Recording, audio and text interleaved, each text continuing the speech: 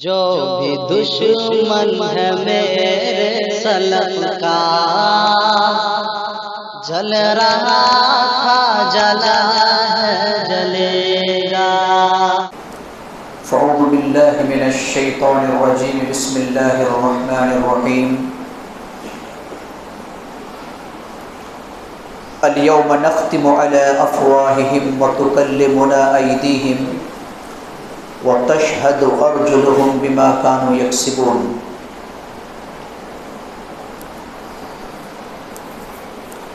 آج کی نماز تراویح میں اللہ سبحانہ و تعالیٰ کی توفیق سے 22واں پارہ کا کچھ آخری حصہ اور 23واں پارہ مکمل پڑھا گیا ہے، جس میں سورہ فاطر کی آخر کی چند آیتیں، سورہ یاسین، سورہ صافات اور سورہ صاد مکمل، اور سورہ زمر کی ابتدائی چند آیتیں تلاوت کی گئی ہے۔ اللہ رب العالمین سے دعا ہے کہ اللہ رب العالمین اس تلاوت کو قبول فرمائے، سننے اور سنانے کو اللہ رب العالمین قبول فرمائے، اور ہماری آخرت میں بہترین نیکیوں کا ذخیرہ بنائے، آمین یا رب العالمین۔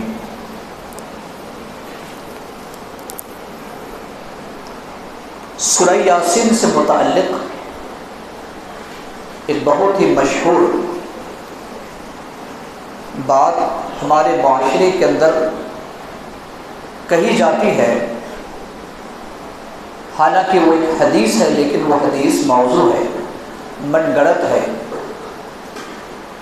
کہ ہر ایک کا دل ہوتا ہے اور سورہ یاسین قرآن کا دل ہے۔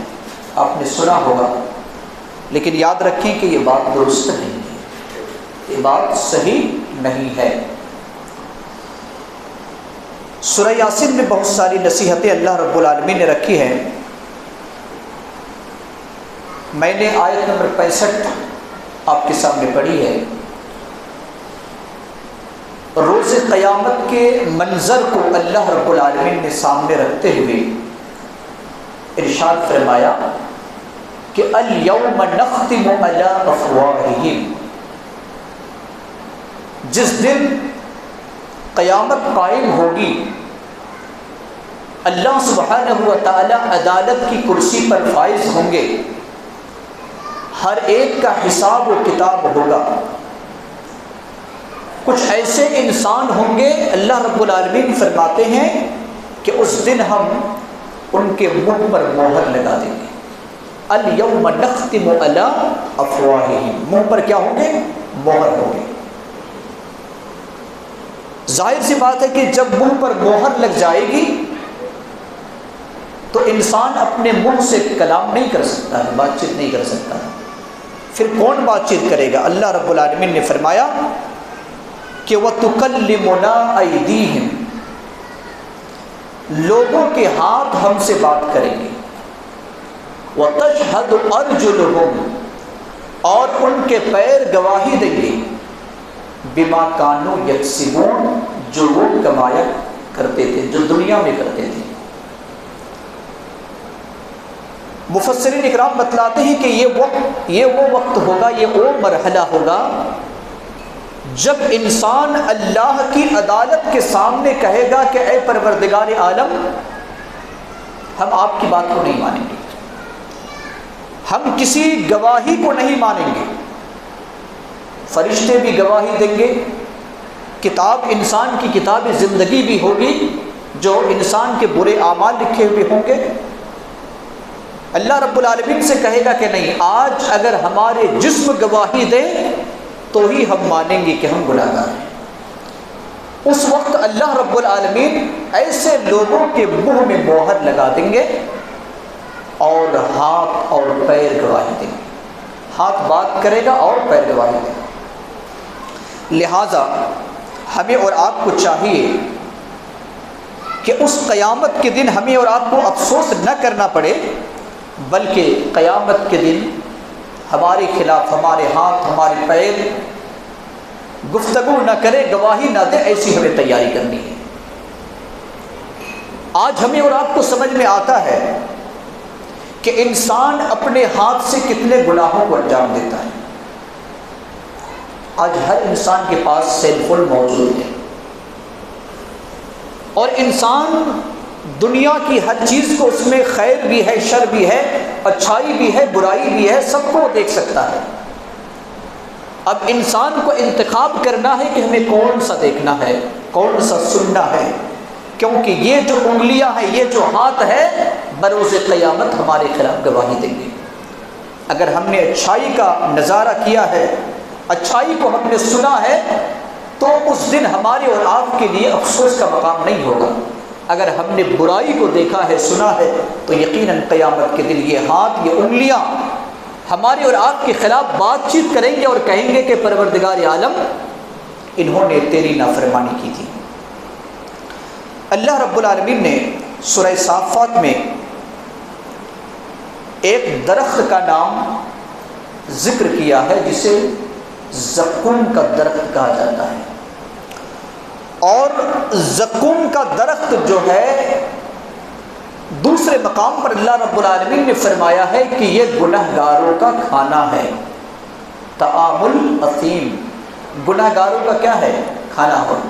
جب جہنمی جہنم میں جائیں گے تو جہنم میں بھی کچھ کھانا ملے گا۔ جنت میں تو بہت سارے کھانے ہوں گے، مشروبات ہوں گے، پینے کی چیزیں ہوں گے، لیکن جہنم میں بھی کچھ کھانے اور پینے کے ہوں گے۔ تو جہنمی کا کھانا کیا ہوگا؟ اللہ رب العالمین نے فرمایا کہ وہ زقوم کا درخت ہے۔ اور زقوم کا درخت کہاں سے نکلے گا؟ اللہ رب العالمین نے فرمایا انہا شجرۃ تخرج فی اصل الجحیم، جہنم کی جڑ سے زقوم کا درخت نکلے گا۔ جہنم کی جڑ کتنے گہرائی پر ہے، آپ اس حدیث کو یاد کیجئے۔ ایک مرتبہ اللہ کے رسول صلی اللہ علیہ وسلم اپنے صحابہ اکرام کی مجلس میں، محفل میں بیٹھے ہوئے تھے، ایک زوردار آواز سنائی دی، زوردار آواز، لیکن وہ آواز سنائی دی، صرف کچھ دیکھا نہیں گیا۔ پیارے رسول صلی اللہ علیہ وسلم نے فرمایا کیا تمہیں معلوم ہے کہ آواز کیسی ہے؟ کہا کہ اللہ کے رسول صلی اللہ علیہ وسلم ہمیں تو معلوم نہیں ہے۔ کہا کہ یہ جہنم میں پھینکا گیا پتھر کی آواز ہے، جو آج سے کافی دنوں پہلے، بعض روایت کے اندر 40، بعض کے اندر 70، اتنے دنوں پہلے، اتنے سال پہلے پھینکا گیا تھا، اور وہ پتھر لڑکتا لڑکتا جہنم کے جڑ تک پہنچا ہے آج۔ ذرا بتائیے کہ اتنی گہرائی سے نکلے گا کون سا درخت؟ زقوم کا درخت۔ اللہ رب العالمین نے کہا فَإِنَّهُمْ لَآكِلُونَ مِنْهَا فَمَالِئُونَ مِنْهَا الْبُطُونَ، لوگ اس کو کھائیں گے، جہنمی اسے کھائیں گے اور اپنے پیٹ کو بھریں گے۔ اور جب انسان کھائے گا، حدیث پاک کے اندر آتا ہے کہ زقوم کا درخت جب کھائے گا تو کھانے کے بعد یہ جو حلق ہے، حلق میں وہ نہ نیچے اترے گا پیٹ کی طرف، نہ باہر نکلے گا۔ ایک معمولی اگر کسی کو گوشت کا ٹکڑا یا کوئی کھانا گلے پر اٹک جاتا ہے تو کتنی پریشانی ہوتی ہے، اسے موت اور زندگی کے معاملہ وہ تصور کرتا ہے۔ اور پانی پینے کی ضرورت پڑتی ہے، پانی پینے کی حاجت پڑتی ہے، تو وہ اٹکا ہوا جو کھانا ہے وہ حلق سے اترتا ہے۔ زقوم کا جو درخت ہے بیچوں بیچ اٹک جائے گا، اور پھر انسان کہے گا کہ پروردگار عالم ہمیں پانی چاہیے۔ اللہ رب العالمین نے پانی کا انتظام کیا اور کہا لشوبا من حمیم، یعنی وہ انسان کو اللہ رب العالمین ابلتا ہوا اور کھولتا ہوا پانی پلائے گا، جس کی وجہ سے وہ کھانا تو اٹکا ہوا کھانا پیٹ کی طرف جائے گا، لیکن اتنا گرم پانی ہوگا جس کی وجہ سے ان کی اتڑیاں کٹ جائیں گی۔ اللہ رب العالمین ہم سب کو ایسی مصیبتوں سے اور جہنم سے بچائے، آمین۔ اللہ رب العالمین نے بہت ساری باتیں سورہ صافات میں رکھی ہے، ان میں سے حضرت ابراہیم علیہ السلام کا قصہ بھی بیان کیا ہے، اور آپ بارہا اس قصہ کو سماعت فرماتے ہیں کہ ابراہیم علیہ السلام کی جو آزمائش تھی کتنی بڑی آزمائش تھی، کتنا بڑا امتحان تھا۔ اللہ رب العالمین نے کتنا آزمایا حضرت ابراہیم علیہ السلام کو۔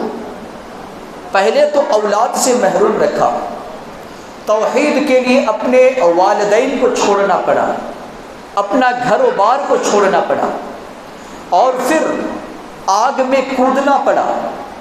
حضرت ابراہیم علیہ السلام کو اپنے بیوی اور بچے کو ایک سنسان وادی اور مکہ کی سرزمین پر رکھ کر آنے کا حکم دیا، جہاں کسی باشندہ کا وجود نہیں تھا، کوئی رہنے والا نہ تھا۔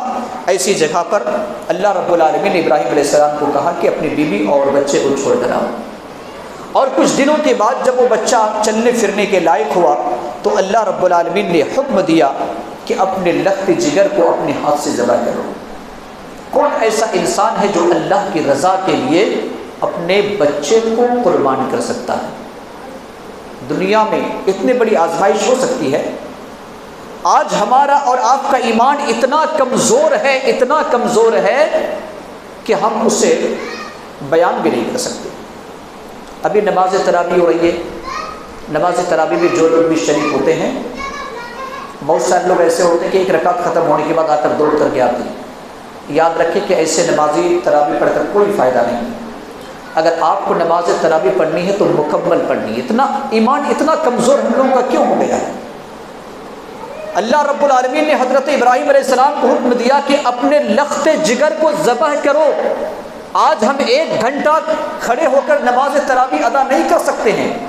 امام کائنات علیہ السلام کی حالت دیکھیے، جس کے اگلے پچھلے تمام گناہ معاف ہیں۔ اللہ کے رسول صلی اللہ علیہ وسلم نماز تہجد کے لیے کھڑے ہوتے ہیں، نماز تراویح کے لیے کھڑے ہوتے ہیں، آپ کے پیر مبارک میں ورم آ جاتا ہے، پھول جاتا ہے، پھٹنے لگتا ہے۔ صحابہ پوچھتے اللہ کے رسول صلی اللہ علیہ وسلم، آپ کے اگلے پچھلے تمام گناہ معاف ہیں اور آپ کیا وجہ ہے کہ اتنے لمبے قیام کرتے ہیں؟ کبھی ہمارا لمبا قیام کی وجہ سے کبھی پیر میں ورم آیا ہے، کبھی پیر پھولا ہے؟ پھر بھی ہم چاہتے ہیں کہ اتنے آرام سے ہم کو جنت مل جائے گی۔ نہیں مسلمانوں، جنت ملنا اتنا آرام بھی نہیں ہے، اتنا آسان بھی نہیں ہے۔ لہٰذا حضرت ابراہیم علیہ السلام کے اس واقعہ کو یاد کیجئے کہ اپنے بیٹے کو قربان کرنے کا حکم دیا۔ آج ہم اپنے وقت کو قربان نہیں کر سکتے ہیں، اپنی نیند کو قربان نہیں کر سکتے ہیں، اور اپنے آرام اور سکون کو قربان نہیں کر سکتے، اپنے بیٹے کو کیسے قربان کریں؟ اور اللہ رب العالمین نے اس قربانی کو اتنا پسند کیا کہ رہتی دنیا تک اس سنت کو اللہ رب العالمین نے رائج رکھا۔ کہا جب تک یہ دنیا قائم رہے گی اور جب تک اللہ کے نام لینے والے، ابراہیم علیہ السلام کے رب کو ماننے والے جب تک رہیں گے، اسے قربان کرنا ہے۔ اور ہم اور آپ قربانی کرتے ہیں قربانی کے دنوں میں، لیکن قربانی تو کرتے ہیں گوشت کھانے کے لیے، دکھاوے کے لیے، لیکن اس کی روح کیا ہے، اس کی تعلیم کیا ہے، اس سے ہمیں اور آپ کو کیا سبق ملتا ہے، کیا درس ملتا ہے، اس کی طرف ہماری توجہ نہیں ہے۔ اللہ رب العالمین نے اس کا بھی ذکر کیا ہے۔ سورہ صاد کے اندر اللہ رب العالمین نے اللہ رب العالمین نے حضرت سلیمان علیہ السلام کا ایک واقعہ بیان کیا۔ آیت نمبر 31 سے 35 تک چند باتیں اللہ رب العالمین نے حضرت سلیمان علیہ السلام کے بارے میں کہی ہے۔ اللہ رب العالمین نے کہا کہ اذ ارید علیہ بالعشی الصافنات الجیاد،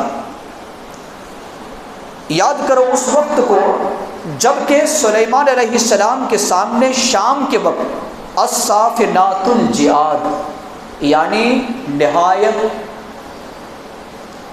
طاقتور اور خوبصورت گھوڑے پیش کیے گئے۔ سلیمان علیہ السلام کون تھے؟ ایک نبی بھی تھے اور وقت کے بادشاہ بھی تھے۔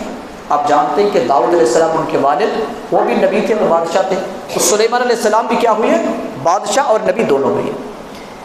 ایک دن کا واقعہ ہے کہ شام کا وقت تھا، سلیمان علیہ السلام نے کہا کہ کچھ گھوڑے جو جہاد کے لیے تیار کیے جاتے ہیں، اس وقت میں کچھ گھوڑے تیار کیے جاتے تھے اور نہایت قیمتی گھوڑے ہوتے تھے جو دوڑ لگایا سکتے ہیں اور لڑائی کر سکتے ہیں.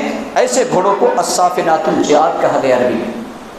تو ایسے گھوڑوں کو پیش کیا گیا اور اللہ رب العالمین نے کہا کہ سلیمان علیہ السلام نے کیا کہا؟ فقال انی احببت حب الخیر عن ذکر ربی حتی توارت بالحجاب. اب ان کو دیکھنے لگے حضرت سلیمان علیہ السلام ان کی خوبصورتی کو اور ہاتھ لگانے لگے، اور اللہ کا جو ذکر تھا جو حضرت سلیمان علیہ السلام شام کے وقت کیا کرتے تھے، اس ذکر سے سلیمان علیہ السلام غافل ہو گئے. کب تک؟ حتی توارت بالحجاب، یہاں تک کہ سورج غروب ہو گیا. سورج کیا ہو گیا؟ غروب ہو گیا. بہت سارے لوگ کہتے ہیں کہ بہت سارے لوگ ایسے غلو کرتے ہیں کہ حضرت بلال نے آذان نہیں دی تو صبح ہی نہیں ہوئی، اور کسی نے سورج کو ڈوبا ہوا سورج کو واپس لایا. اس طریقے سے جو ہے غیر ضروری باتیں کرتے ہیں اور اس میں غلو کرتے ہیں، یعنی بڑھ چڑھ کر بولتے ہیں. ایسا نہیں بولنا چاہیے. سلیمان علیہ السلام اللہ کے ذکر سے غافل ہو گیا، اور غافل کس نے کیا؟ خوبصورت گھوڑوں نے کر دیا. اس کو ہاتھ لگا رہے تھے، پھیر رہے تھے، دیکھ رہے تھے، کھیل رہے تھے، یہاں تک کہ سورج غروب ہو گیا. سلیمان علیہ السلام نے کیا کیا؟ سلیمان علیہ السلام کو جب احساس ہوا کہ ہم نے ایک بہت بڑی غلطی کی ہے، روزمرہ کا جو میرا کام تھا کہ ہر شام میں اللہ کی یاد کرتا تھا، خاص ذکر کرتا تھا، اور بعض نے کہا کہ عصر کی نماز، بعض نے کہا کہ عصر کی نماز، یعنی پہلے سابقہ امتوں پر عصر کی نماز بھی وہ پڑھا کرتے تھے. نماز کا طریقہ الگ رہا ہوگا. تو اس نماز سے یا تو خاص ذکر سے سلیمان علیہ السلام غافل ہو گئے. اب حضرت سلیمان علیہ السلام نے کیا کیا؟ تمام گھوڑوں کو اکٹھا کیا اور سب کو کہا کہ ذبح کر دو، قربان کر دو، کیونکہ یہی وہ گھوڑے ہیں، یہی وہ جانور ہیں جن جانوروں کی وجہ سے میں اللہ کی یاد سے غافل ہو گیا. لہذا ان تمام گھوڑوں کو ذبح کر دیا.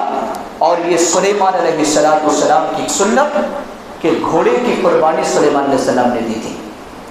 بہرحال اللہ رب العالمین نے سلیمان علیہ السلام کے اور واقعہ کو بیان کرتے ہوئے کہا کہ وَلَقَدْ فَتَنَّا سُلَيْمَانَ وَأَلْقَيْنَا عَلَىٰ كُرْسِيِّهِ جَسَدًا ثُمَّ أَنَابَ.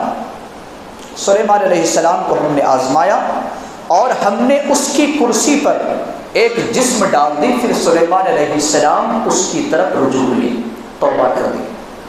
یہاں پر جو بتانے کا مطلب ہے کہ سلیمان علیہ السلام کی کرسی پر اللہ نے کس طریقے سے آزمایا اور کس طریقے سے کرسی پر جسم کو ڈالا، اس کی وضاحت قرآن اور حدیث سے نہیں ملتی ہے. بہرحال بعض مفسرین اکرام نے ایک صحیح بخاری کا حوالہ لا کر کے پیش کرتے ہیں، جو کتاب الانبیاء کے اندر، صحیح بخاری کی کتاب الانبیاء کے اندر ایک واقعہ ہے سلیمان علیہ السلام کا. بتایا جاتا ہے کہ سلیمان علیہ السلام کی بہت ساری بیویاں تھیں. بعض مفسرین اکرام نے 70 بتایا، بعض نے 90 بتایا. کتنی بیویاں تھیں؟ سلیمان علیہ السلام نے کہا کہ میں آج رات میں تمام بیویوں کے پاس جاؤں گا اور تمام بیویاں حمل سے ہوں گی، اور ان بچوں کو میں اللہ کی راہ میں جہاد کے لیے مجاہد بناؤں گا. کس نے کہا؟ سلیمان علیہ السلام نے. اللہ کے رسول صلی اللہ علیہ وسلم فرماتے، صحیح بخاری کی روایت ہے کتاب الانبیاء کے اندر، کہ حضرت سلیمان علیہ السلام نے انشاءاللہ نہیں پڑھا تھا. لہٰذا ہر کام میں انشاءاللہ پڑھنا چاہیے، لیکن یاد رہے کہ انشاءاللہ جو آپ پڑھیں گے وہ مضبوط ارادے کے ساتھ پڑھیں گے. ایسا نہیں کہ ہمارے دل کے اندر نہیں، یہ نہیں کرنا ہے پھر بھی ہم انشاءاللہ ہی کریں گے، ایسا بھی نہیں ہونا چاہیے. کوئی مضبوط ارادہ اگر کوئی انسان کرتا ہے تو اس وقت انشاءاللہ انسان کو پڑھنا چاہیے. اگر دل میں ارادہ ہی نہیں ہے تو خالی صرف جو ہے انشاءاللہ نہیں پڑھنا چاہیے. بہرحال اللہ کے رسول صلی اللہ علیہ وسلم فرماتے ہیں کہ سلیمان علیہ السلام سے غلطی یہ ہو گئی کہ اس نے انشاءاللہ نہیں پڑھا. جب انشاءاللہ نہیں پڑھا تو صرف ایک بیوی حمل سے ہوئی، باقی کوئی بھی بیوی حمل سے نہیں ہوئی.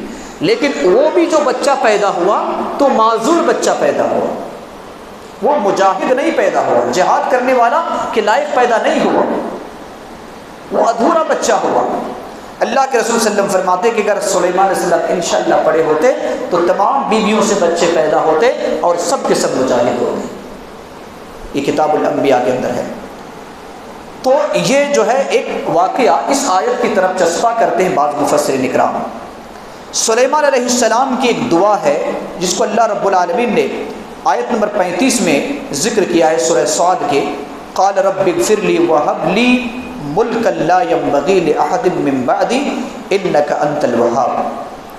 سلیمان علیہ السلام نے کہا اے میرے رب مجھے معاف کر دے اور مجھے ایسی بادشاہت عطا فرما کہ جو بادشاہت میرے بعد کسی کے لائق نہ ہو.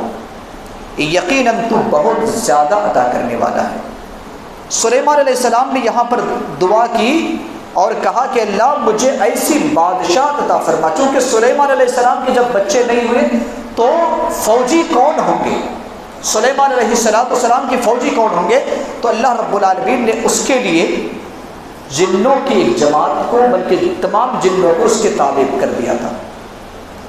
اور یہی وجہ ہے کہ اللہ کے رسول صلی اللہ علیہ وسلم بھی حدیث پاک کے اندر ارشاد فرماتے ہیں کہ اگر میرے بھائی سلیمان علیہ السلام یہ دعا نہ کرتے تو یقیناً میں اس بات کی دعا کرتا کہ جن بھی میرے تابع ہو جائیں.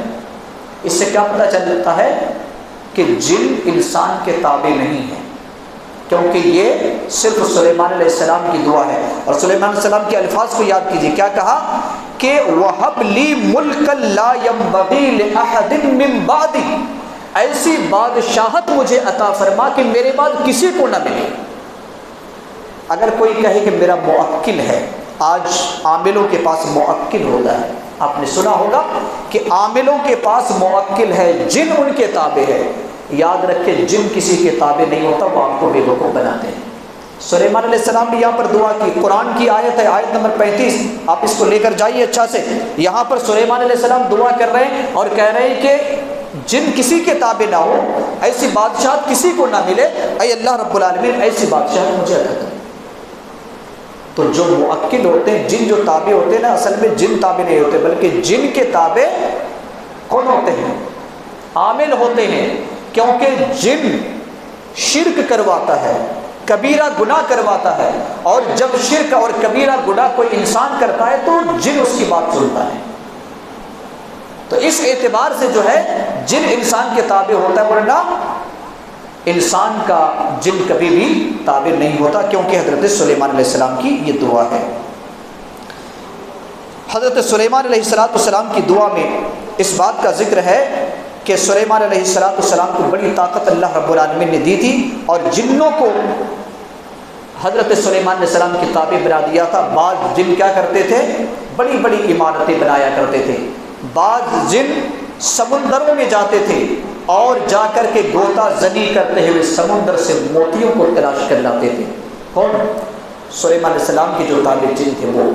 اور کچھ جن ایسے تھے جس کو اللہ رب العالمین نے فرمایا کہ وَآخَرِينَ مُقَرَّنِينَ فِي الْأَصْفَادِ، زنجیروں میں وہ جکڑے ہوئے تھے. جو باقی سرکش اور بدماش قسم کے جن تھے اس کو کس نے؟ سلیمان علیہ السلام نے جکڑ دیا تھا. تو یہ چند واقعات اللہ رب العالمین نے سلیمان علیہ السلام کے بارے میں ذکر کیا ہے.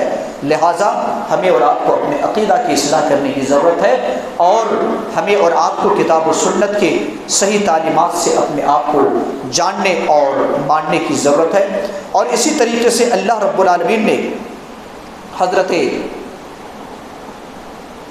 کئی نبیوں کا ذکر کیا ہے. حضرت ایوب علیہ السلام کا ذکر کیا ہے اور ابراہیم علیہ السلام، اسحاق، یعقوب، بہت سارے نبیوں کا اللہ رب العالمین نے ذکر کیا ہے. اور حضرت ایوب علیہ السلام کا ذکر کرتے ہوئے اللہ رب العالمین نے کہا کہ ایوب علیہ السلام ایک ایسے نبی تھے. وَاذْكُرْ عَبْدَنَا أَيُّوبَ إِذْ نَادَى رَبَّهُ أَنِّي مَسَّنِيَ الشَّيْطَانُ بِنُصْبٍ وَعَذَابٍ. حضرت ایوب علیہ السلام نے اللہ سے دعا کرتے ہوئے، آپ جانتے ہیں کہ ایوب علیہ السلام کا صبر بہت بڑا صبر ہے اور کافی دنوں تک، بعض مفسرین نے 12 سال، بعض مفسر نے بتایا کہ 18 سال تک بیمار پڑ گئے اور اتنی بیماری تھی کہ اس کے جسم میں کیڑے آنے لگے تھے. بچے الگ ہو گئے، بیوی الگ ہو گئے، صرف ایک بیوی اس کے ساتھ تھی. اتنی مصیبت، لیکن کبھی زبان میں حرف شکایت نہیں لائے، رب سے ایک ہی بات کہتے ہیں۔ قرآن کی دوسری آیت میں ہے انی مسنی الضر وانت ارحم الراحمین، اے اللہ مجھے تکلیف پہنچی ہے اور تو سب سے زیادہ رحم کرنے والا ہے۔ اور یہاں پر اللہ رب العالمین نے اس دعا کو کہا کہ انی مسنی الشیطان بنصب وعذاب، اے اللہ شیطان کی طرف سے مجھے تکلیف پہنچی ہے۔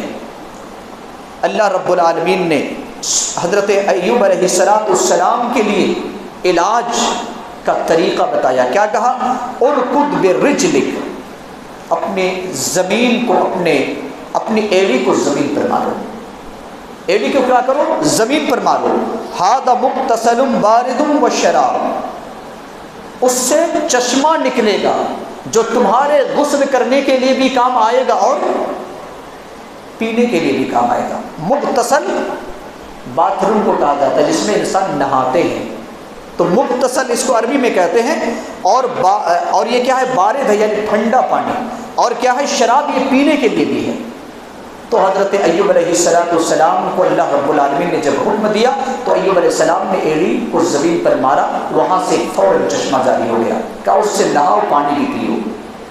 اپنے کپڑے اتار کر کے سلیمان علیہ السلام نہا رہے ہیں، اور سلیمان علیہ السلام نہاتے ہوئے اپنے کپڑے کو جب انہوں نے اتار دیا اور نہا رہے تھے، حدیث پاک کے الفاظ ہے کہ اللہ رب العالمین آسمان سے سونے کی ٹڈیوں کو برسانا شروع کیا۔ ٹڈی جو پرندہ ہوتا ہے، تو اس شکل میں اللہ رب العالمین نے پرندہ نہیں بلکہ ٹڈی کو برسانے لگا۔ حضرت ایوب علیہ السلام کیا کرنے لگے؟ اپنے کپڑے میں ان ٹڈیوں کو اس میں بھرنا شروع کیا۔